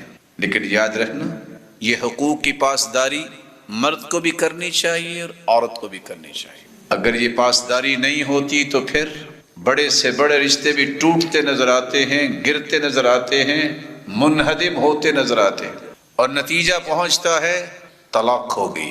مجھے اور آپ کو یہ بھی جاننا ہوگا کہ آخر دین کا دعویٰ کرنے والے پڑھے لکھے سمجھدار کس طرح 2 سے 3 ہفتوں میں اپنے آپ کو فارغ کر لیتے ہیں۔ طلاق ہوگی، طلاق کا مطلب ہوتا ہے چھوڑنا، آزاد کرنا، رہا ہونا۔ آپ صلی اللہ علیہ وآلہ وسلم نے فرمایا ہے ایما رجل تزوج امرأة على ما قل من المہر او کسر وليس في نفسه ان يؤدي اليها حقها لقي الله وهو زان، جو نکاح کرتا ہے تھوڑا یا زیادہ مہر دے کے اس کے دل میں ہے کہ میں نے اس کے حقوق کو پورا نہیں کرنا، اسی طرح مر جاتا ہے، قیامت کو بدکار لوگوں کی صف میں کھڑا کیا جاتا۔ دوسری طرف عورت سے کہا ایما امرأة سألت زوجها طلاقا فی غیر ما بأس فحرام علیہا رائحۃ الجنہ، جس عورت کے پاس کوئی شرعی عذر نہیں ہے اور پھر بھی بات بات پہ کہتی ہے طلاق دو اور طلاق لیتی ہے، جنت تو دور کی بات ہے۔ سنن نبی داؤد کی روایت میں نے پیش کی، اس پہ جنت کی خوشبو بھی حرام ہے۔ یہ معاملہ اتنا آسان نہیں ہے جس کو معاشرہ سمجھے بیٹھے۔ ابھی رپورٹ آئی کہ ایک مہینے میں فیصل آباد میں 4000 طلاقوں کے کیسز آئے۔ امیجن کیجئے، یہ کھیل جو کھیلا جا رہا ہے، یہی تو یورپ چاہتا تھا، یہی تو کافر چاہتے ہیں کہ مسلمانوں کا جو آئلی نظام ہے، خاندانی نظام بڑا مضبوط ہے، اس میں دراڑیں کیسے آ سکتی ہیں، اور آج اسی میں کامیابی کری وہ سر توڑ کوشش کر رہے ہیں۔ لیکن مسلمان اللہ کی رحمت اس کے فضل سے اپنے دین کی حفاظت کرنے والے ہیں۔ طلاق کیوں ہوتی ہے، اسباب کیا ہیں اور اس کا حل کیا ہے؟ طلاق کا پہلا سبب یہ ہے جب میاں بیوی میں دو میں سے کی ہوئی ایک گناہ میں آگے بڑھ جاتا ہے، اللہ ذوالجلال پھر یہ نعمت چھین لیتے ہیں۔ مرد بھی ہو سکتا ہے جوئے میں چلا گیا، شراب میں چلا گیا، برائی میں چلا گیا، نہ جانے کون کون سی بیماریاں اور گناہ۔ اسی طرح عورت، تو قرآن کہتا ہے وَمَا أَصَابَكُم مِّن مُّصِيبَةٍ فَبِمَا كَسَبَتْ أَيْدِيكُمْ، جو بھی تمہیں مصیبت آتی ہے تمہارے ہاتھوں کی کمائی ہے۔ سلف بیان کرتے ہیں، فضیل بن عیاض، انی لأعصی اللہ، گناہ میں کرتا ہوں، فأعرف ذلك فی خلق حماری، فی خلق حماری و خادمی، غلطی میری ہوتی ہے لیکن اس کی نحوست مجھے میرے گدھے میں بھی نظر آتی ہے، میرے خادم میں بھی۔ خادم بھی بات نہیں مانتا اور گدھا بھی سواری کرنے نہیں دیتا۔ دوسری روایت میں آتا ہے فأرى ذلك فی خلقی ودابتی وامرأتی، میری سواری میں بھی، جانور میں بھی وہی آتا ہے کہ وہ اچھلتا ہے، کودتا ہے اور سرکشی دکھاتا، اور بیوی میں بھی اثرات نظر آتے ہیں۔ سبب کیا ہوتا ہے؟ میری غلطی کوتاہی، اس کی نحوست مجھے میری بیوی میں بھی نظر آتی۔ نیک بنو گے، ایک بنو گے، میاں بیوی دونوں اپنی نمازوں کی پابندی رکھیں، اللہ کا خوف ہو، دین میں ایک دوسرے کے معاون ہوں، ایک دوسرے کی عزت کے محافظ ہوں، اور قرآن کی صرف ایک آیت کو سمجھ لیں، پڑھ لیں، ہن لباس لکم وانتم لباس لہن، مرد عورتوں کے لباس ہیں اور عورتیں مردوں کے لباس ہیں۔ لباس کے 3 فائدے ہیں۔ ستر پوشی، لباس ہوگا تو پردہ ہوگا وگرنہ پردہ نہیں ہوگا۔ یہاں بھی علماء یہ کہتے ہیں جو شادی نہیں کرواتا تو اپنے آپ کو بے لباس کیا ہوا ہے۔ لباس سے جہاں ستر پوشی ہوتی ہے، خامند کو بیوی اور بیوی کو خامند کی کمی کوتاہی، معمولی سی باتوں کا حجم بڑھا کے بڑا نہ کرے، چھپائے، ستر پوشی کرے۔ لباس کا دوسرا فائدہ یہ ہوتا ہے کہ سردی گرمی سے بھی بچاتا ہے۔ ساری زندگی حالات ایک جیسے نہیں ہوتے، بسا اوقات بہت اچھا کاروبار ہوتا ہے، بسا اوقات اس میں کوئی کمی بھی آ سکتی ہے، بسا اوقات صحت مند ہے بیوی، بسا اوقات بیمار بھی ہو سکتی ہے۔ اس کا یہ مطلب نہیں ہے بیمار ہوگی ہے تو بیوی نہیں رہی، اس کا یہ مطلب نہیں ہے کہ آج اس کے کاروبار میں لاسز آ گئے ہیں تو وہ خامد نہیں رہا۔ یہ گرمی اور سردی میں لباس انسان کی حفاظت کرتا ہے، تو ہر حالات میں ایک دوسرے کے ساتھ اس کے غم میں شریک ہونا، اس کے ساتھ کھڑے ہونا، یہی وہ نیک لوگ ہیں جن کو زوجین کہتے ہیں، وہ زندگی میں ناکام نہیں ہوتے۔ لباس کا تیسرا پرپز بھی ہے، اس سے انسان اپنے آپ کو خوبصورت بھی بناتا ہے۔ جب تک خامد کے دماغ میں یہ بات نہ آئے کہ دنیا میں سب سے خوبصورت میرے گھر والے ہیں، اور بیوی کے ذہن میں یہ خیال نہ ہو کہ سب سے خوبصورت میرا خامد ہے، زندگی میں وہ حلاوت اور لذت نہیں آئے گی۔ یہ شرعی مقاصد ہیں، یہ ذمہ داریاں ہیں، یہ چیزیں انسان کے ذہن میں آ جائیں تو کبھی پریشان نہیں ہو۔ اگر ایسی کیفیت ہو تو پھر کرنا کیا چاہیے؟ حل کیا ہے اس کا؟ اس کا حل سیدنا عبداللہ ابن عباس کی روایت ہے اور قرآن کی آیت ہے۔ قرآن کی آیت ہے وَاسْتَغْفِرُوا رَبَّكُمْ ثُمَّ تُوبُوا إِلَيْهِ يُمَتِّعْكُمْ مَتَاعًا حَسَنًا إِلَىٰ أَجَلٍ مُّسَمًّى، استغفار کر لو، اپنے گناہوں سے توبہ کر لو، اللہ کی طرف پلٹ کے آ جاؤ، جب تک زندہ رہو گے اللہ تمہیں خوشیوں سے نواز دیں۔ عبداللہ بن عباس کہا کرتے تھے اِنَّ لِلْحَسَنَةِ ضِيَاءً فِي الْوَجْهِ، جب کوئی نیکی کرتا ہے تو اللہ اس کی وجہ سے اس کے چہرے کو روشن کر دیتے ہیں۔ وَقُوَّةً فِي الْبَدَنِ، اس کے جسم میں طاقت آ جاتی ہے۔ وَنُورًا فِي الْقَلْبِ، اس کا دل بھی منور ہو جاتا ہے۔ وَزِيَادَةً فِي الرِّزْقِ، اور اس کے رزق میں بھی اضافہ ہو جاتا ہے۔ وَمُحَبَّةٍ فِي قُلُوبِ الْخَلْقِ، اللہ اس کی محبت دنیا کے دلوں میں ڈال دیتے ہیں۔ وَإِنَّ لِلسَّيِّئَةِ سَوَادًا فِي الْوَجْهِ، اور اگر گناہ کرتا ہے تو اس کے چہرے پہ اداسی اور سیاہیاں چھا جاتی ہیں، اور ساتھ ہی کہا وَظُلْمَةٍ فِي الْقَلْبِ، دل تاریک ہو جاتا ہے۔ وَوَهْنًا فِي الْبَدَنِ، دیکھنے میں موٹا تازہ ہے لیکن کمزور ہو جاتا ہے۔ وَنَقْصًا فِي الرِّزْقِ، مال میں کمی آ جاتی ہے۔ وَبُغْضَةً فِي قُلُوبِ الْخَلْقِ، لوگوں کے دلوں میں اس کے لیے نفرت پیدا ہو جاتی ہے۔ طلاق کا ایک دوسرا سبب ہے شکوک و شبہات اور بدگمانی۔ ایک ہوتا ہے جھوٹ، ایک مرتبہ بولا جھوٹ ہے، گناہ ہے، حرام ہے، جائز نہیں۔ ایک ہوتا ہے بدگمانی، برا گمان کرنا۔ ایاکم والظن فإن الظن اکذب الحدیث، بدگمانی سے بچو، یہ بہت بڑا جھوٹ ہے۔ بدگمانی کرنے سے 24 گھنٹے کے جھوٹے انسان بن سکتے ہیں، کیونکہ ہر وقت سوچتا ہی غلط ہے۔ اس نے پازیٹیو تھنکنگ کو استعمال ہی نہیں کیا، اس نے نیگیٹو فیز کو استعمال کیا ہے تو وہ منفی ہی سوچ دے گا۔ بدگمانی سے رشتے ٹوٹتے ہیں، باہمی تعلقات میں بگاڑ پڑتا ہے، اور بے انتہا شک و شبہ، چھوٹی چھوٹی باتوں کو بڑا بنا لینا، اس کا حجم بڑا کر لینا، بغیر ثبوت کے، بغیر دلیل کے، صرف سنی سنائی باتوں پہ بیٹھے بیٹھے ایک دوسرے کو طلاق دے دیتے۔ ایک کہتی ہے طلاق دے دو، دوسرا کہتا ہے میں نے دے دی۔ حل کیا ہے اس کا؟ حل یہ ہے، قرآن کی آیت ہے یا ایھا الذین آمنوا اجتنبوا کثیرا من الظن، مسلمانوں بدگمانی سے بچو۔ ایاکم والظن فإن الظن اکذب الحدیث، بدگمانی سے بچو، یہ بہت بڑا جھوٹ ہے۔ ولا تجسسوا ولا تحسسوا، جاسوسیاں بھی نہ کرو کہ اچھا کیا یہ کر رہی تھی اپنی ماں کے ساتھ بات، اچھا اس نے کیا بات کی ہے، جاسوسی نہ کرو، اور اس طرح کے کام نہ کرو جس سے آپ کے گھر برباد ہو جائے۔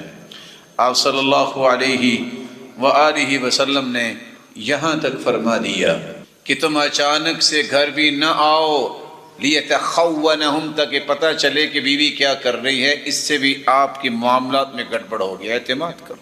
ایک شخص آیا اور آ کے کہتا ہے کہ میری بیوی نے بچہ جنا ہے، وہ کالا ہے، جبکہ میں تو کالا نہیں ہوں۔ آپ نے فرمایا اچھا یہ بتاؤ کہ تمہارے پاس اونٹ ہیں؟ کہتے ہیں۔ کہتے ہیں کیسے ہیں؟ کہتے ہیں سرخ ہیں۔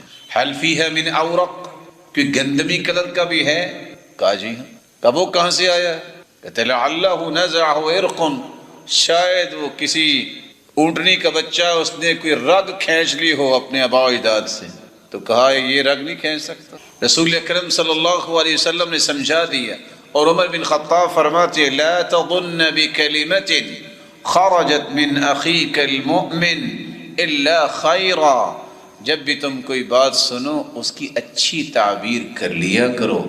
امام شافعی کہا کرتے تھے من احب ان یختم له بخیر فلیحسن الظن بالناس، جو چاہتا ہے کہ اس کی اخیر اور خاتمہ بالخیر ہو، اس کو چاہیے لوگوں سے بدگمان نہ ہو۔ راز کی بات یہ ہے، آپ میرے بھائی ہیں، بدگمان اور بد زبان نہ زندگی میں چین لیتا ہے نہ معاشرے کو لینے دیتا ہے۔ بد زبان بھی اور بدگمان بھی۔ رب کے بارے میں بدگمان ہو جائے کافر، دین کے بارے میں بدگمان ہو جائے بے دین، بیوی کے بارے میں بدگمان ہو جائے طلاق، اپنے نفس کے بارے میں کوئی بدگمان ہو جائے بیمار۔ بدگمانی ہے، پتہ نہیں میں نے وضو کیا ہے کہ نہیں، 1 مرتبہ 2 مرتبہ 3 مرتبہ 10 مرتبہ بھی ہاتھ دھوئے گا، پتہ نہیں دھلا ہے کہ نہیں، بیمار ہے۔ اور حدیث کہتی ہے جس نے 3 سے زیادہ مرتبہ کیا فقد اعتدى وقد ظلم، اس نے زیادتی بھی کی ہے، ظلم بھی کیا، فقد اخطا، اس نے گناہ بھی کیا، غلطی بھی کی ہے۔ امام مالک کے پاس ایک شخص آیا کہ 5 مشکیزیں میں نے بہائے ہیں، میرا غسل ہو گیا؟ کہتے ہیں آپ پہ تو غسل فرض ہی نہیں تھا۔ کہتے جی وہ کیسے؟ کہتے دیوانوں پہ بھی کوئی غسل فرض ہوتا، وہ تم نے 5 مشکیزیں ضائع کر دی اور ابھی پوچھ رہے ہو کہ میرا غسل ہوا ہے کہ نہیں ہوا۔ یہ وہی وہم ہے، یہ وہی بدگمانی ہے جو آج بھی معاشرے میں موجود ہے۔ رسول اللہ صلی اللہ علیہ وآلہ وسلم نے اس کا بھی حل بیان کیا، اور قرآن کہتا ہے يا أيها الذين آمنوا إن جاءكم فاسق بنبأ فتبينوا أن تصيبوا قوما بجهالة فتصبحوا على ما فعلتم نادمین۔ ایمان والو، تمہارے پاس کوئی خبر لے کے آئے تو اس کی تحقیق کر لیا کرو، یہ نہ ہو کہ تم بغیر تحقیق کے کوئی فیصلہ سنا دو اور تم مصیبت میں پڑ جاؤ۔ اور ایسا ہی ہوتا ہے، ایک شخص نے ایک شخص کو دعوت دی کہ وہ میرے پاس آئے گا، وہ نہیں آیا، اس نے کہا اس کی میں ایسی کی تیسی پھیر دوں گا، لیکن پھر بھی چین نہیں آیا، کہتا نہیں ایسی کی تیسی تو پھیروں گا لیکن بتا کے پھیروں گا۔ گیا اس کے گھر، غصے میں دروازہ کھٹکھٹایا، نکالو کدھر ہے وہ، یہ میری خوشی پہ حاضر نہیں ہوا، 8 دن پہلے میرے بیٹے کی شادی تھی۔ ایک بچہ آیا، کہا انکل میرے بابا 1 مہینہ پہلے فوت ہو گئے تھے۔ یہ ہے انسان، کاش دین پڑھا ہو، اس کو اس بات کا اندازہ ہو، انی لالتمس لاخی 70 عذرا، کسی بھائی کے بارے میں کبھی بھی بدگمان نہ ہو، 70 عذر خود تلاش کیجئے۔ ہو سکتا ہے سویا ہوگا، بیمار ہوگا، عبادت میں ہوگا، کوئی گھر کے کام کر رہا ہوگا، عذر تلاش کرو۔ نہیں دل مطمئن ہوتا، لعل له عذرا آخر لا اعرفه، ہو سکتا ہے کوئی 70 سے زیادہ بھی کوئی عذر ہوں جس کا مجھے علم نہیں ہے۔ اللہ کے رسول صحابی کے گھر آئے ہیں، دروازہ کھٹکھٹایا ہے، 1 مرتبہ، 2 مرتبہ، 3 مرتبہ، الیزن ثلاثا، 3 مرتبہ اجازت دی جاتی ہے، نہ اجازت ملے واپس چلے جاؤ۔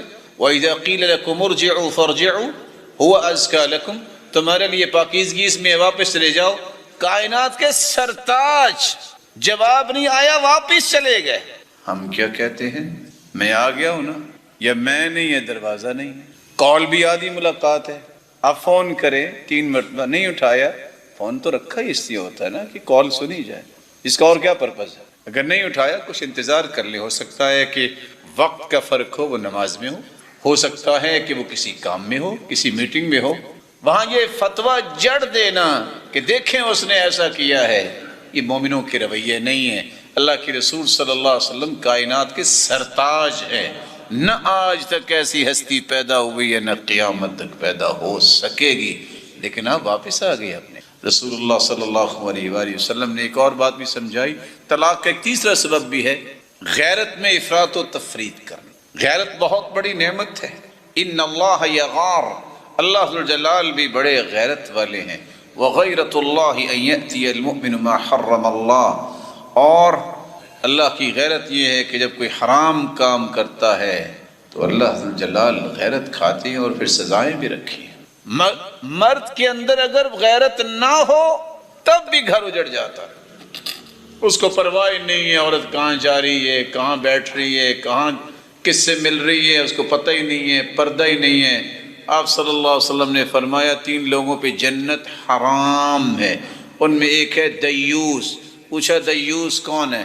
اللہ کے رسول صلی اللہ علیہ وسلم نے اس کی وضاحت کیا کی، الذی یقر فی اہلہ الخبث، صحابی نے کیا بیان کیا، جس کے گھر میں خباثت ہو رہی ہے اور اسے پرواہ کو نہیں۔ لیکن اگر ضرورت سے زیادہ غیرت آ جائے تو تب بھی گھر اجڑ جاتا ہے، ایک ایک بات پہ شک، ایک ایک بات پہ شبہ، اچھا یہ ہو سکتا ہے، اچھا یہ شخص کبھی اپنا گھر نہیں چلا سکتا۔ اس لیے امام ابن القیم رحمۃ اللہ علیہ فرمایا کرتے تھے کہ شریعت نے کتنی خوبصورت بات کی ہے کہ کوئی شخص رات کو اس نظریے سے گھر میں نہ آئے، لئلا یتخونہم او یلتمس عثراتہم، کہ وہ خیانت پکڑے یا لغزشوں سے مطلع ہو کہ بھلا یہ کیا کرتے ہیں، یہ اس وقت کیا ہو رہا ہے۔ آپ صلی اللہ علیہ وسلم نے اس بات سے منع کر دیا۔ امام ابن مقفع کہا کرتے تھے ایاک والتغایر فی غیر موضع، غیرت کی ایک جگہ ہے، ہر بات پہ غیرت کا نام لے کے گھروں کو توڑ دینا، برباد کر دینا، یہ کوئی دانش مندی نہیں ہے۔ رسول اللہ صلی اللہ علیہ وآلہ وسلم نے یہ ساری چیزیں صحابہ کو اس وقت ہی سمجھا دی۔ ایک چوتھا سبب ہے، بعض لوگ ایسے پریشانی کے عالم میں زندگی گزار رہے ہوتے ہیں لوگوں کے لیے زندہ رہتے ہیں، اپنے لیے نہیں۔ کیسے؟ بے جا مردانگی کا اظہار کرنا، لو میں نے اگر بیوی کی بات مان لی تو میں مرد تو نہ رہا، تو پھر کیا عورت بن جاؤ گے تم؟ اللہ کے رسول نے بھی مشورہ مانا اپنی بیوی کا، اللہ کے رسول صلی اللہ علیہ وسلم کو مشورہ دیا سیدنا ام سلمہ نے، انہیں قبول کیا، دودھ پیا، مسلمانوں کے لیے خیر ہوئی۔ یہ بے جا جو ہے انسان اپنی مردانگی کو ثابت کرنے کے لیے جب تک دو چار گالی نہیں دوں گا، گھر میں جا کے پتہ نہیں چلے گا، یہ لوگ کبھی گھر کو آباد نہیں کر سکتے۔ نو ڈاؤٹ کہ الرجال قوامون علی النساء، مردوں کو اللہ ذو الجلال نے عورتوں پر ذمہ دار بنایا ہے، لیکن ذمہ داری کا مطلب تو ذمہ داری ہے، اس کا مطلب ظلم کرنا نہیں ہے۔ من ناقصات عقل و دین، اگر وہ سمجھتا ہے کہ عورتوں کو تو عقل نہیں ہے تو یاد رکھنا کہ جس طرح کچھ عورتوں کے پاس عقل نہیں ہے، کچھ مرد بھی تو ایسے ہیں کہ جن کو دین کی سمجھ نہیں ہوتی۔ وہ اپنی بیوی کو جوتی سمجھتا ہے تو خود بھی تو پاؤں ہی ہوگا نا۔ جو سمجھتا ہے کہ میری بیوی ہے اور پھر مسلمان ہے، تہجد گزار اور میرے سر کی تاج ہے، خود بھی تو سر ہی ہوگا نا۔ یہ اپنے اپنے مزاج کی بات ہے۔ حل کیا ہے؟ حل یہ ہے، اللہ کے رسول صلی اللہ علیہ وسلم نے فرمایا فاتقوا اللہ فی النساء، عورتوں کے بارے میں اللہ سے ڈر جاؤ، قیامت کو تم سے اس کے بارے میں پوچھا جائے گا۔ تم نے اللہ کی امانت کے ساتھ انہیں اپنی بیویاں بنایا ہے، اللہ ذو الجلال کے دین کے ساتھ انہیں اپنے گھر لے کے آئے ہو، اس لیے لا تقبح، ان کی قباحتیں مت بیان کرو، ولا تخرجوهن من بیوتهن، ان کو گھروں سے دھکا دے کے نہ نکالو، ولا تضرب الوجه، ان کے چہروں پہ نہ مارو، جب خود کھانا کھاؤ تو ان کو بھی کھلاؤ، جب خود پہنو تو ان کو بھی پہناؤ۔ یہ نہیں ہے کہ خود تو ہوٹلنگ کرو اور کہو کہ چلو کچھ پکا لو، ہوگا تو ہوگا نا گھر میں، خود تو آئے دن اپنے نئی نئی پوشاکیں سلاتے رہو، اس کو کہو تمہاری خالہ نے دیا نہیں تھا وہی پہن لو۔ یہ انصاف کی زندگی جب تک نہیں آتی، جب تک احساس اور شعور نہیں آتا، گھر باقی نہیں رہتے۔ ایک پانچواں سبب ہے کہ بیوی خامند کی نافرمانی کرتی ہے، گھر وہ بھی ٹوٹ جاتا۔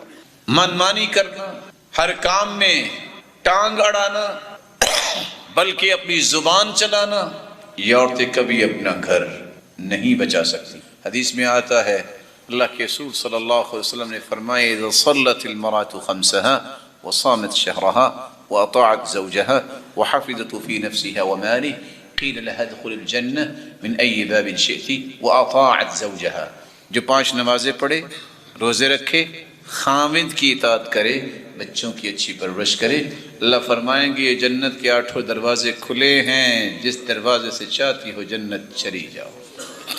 اسباب میں سے ایک سبب یہ بھی ہے بے جا تنقید ایک دوسرے پہ کرنا، ملامت کرنا، اور خرچ کرنے میں بے اعتدالی کرنا، بخل کر کر کے ان کو ہر وقت تکلیف میں رکھنا، یا اتنا کھلا دے دینا کہ ان کو یہ تصور ہی ختم ہو جائے کہ راہ راست اور جادہ حق کیا ہے۔ اور پھر بعض اوقات دوستوں کے ساتھ اس قدر تعلق ہے کہ انہیں گھر کے معاملات کا، ضروریات کا پتہ ہی نہیں ہے، ایسے گھر بھی نہیں چلا کرتے۔ اور بسا اوقات خامدوں کا بیویوں کا بات نہ ماننا، خامد بلاتا ہے وہ آواز سننا پسند نہیں کرتی، بدتمیزی کرتی ہے، گھر یہ بھی نہیں چلتے۔ سعید بن مسیب کی بیوی سے پوچھا گیا آپ اپنے خامد سے کیسے بات کرتی ہیں؟ انہوں نے کہا کما تکلمون امراءکم، جس طرح تم گورنروں سے بات کرتے ہو، ہمیں تو سکھایا یہ گیا ہے کہ خامدوں سے ایسی ہی بات کرنی۔ سیدنا ابوبکر صدیق کی بیوی کہہ رہی ہے لا وقرۃ عینی، میری آنکھوں کی ٹھنڈک ایسے ہے۔ رسول اللہ صلی اللہ علیہ وسلم نے یہ بھی سکھایا کہ صرف عورتوں کے حکم نہیں ہے کہ وہ ایسے القاب دیں اور اچھی طرح بولیں، آپ بھی کہتے تھے یا حمیرہ، یا عائشہ، آپ صلی اللہ علیہ وسلم نے بھی اسی محبت کے انداز میں سکھایا ہے۔ کیا ہو سکتا ہے کہ آج کے معاشرے میں یہ حدیث بار بار پڑھ کے سمجھا جائے؟ وہ نوجوان جو جوشیلے بھی ہیں، سمجھتے ہیں کہ ہم بڑے پڑھے لکھے ہیں۔ اللہ کے رسول کی بیوی لیٹ ہو گئی اور اونٹ نہیں دوڑ رہا تھا، وہ رو رہی تھی کہ اللہ کے رسول میں قافلے سے پیچھے رہ گئی، دیکھیے آپ پہلے پہنچے، میں ابھی پہنچی ہوں۔ آپ صلی اللہ علیہ وسلم نے تسلی دی، وَيُسْقِطُهَا وَيَمْسَحُ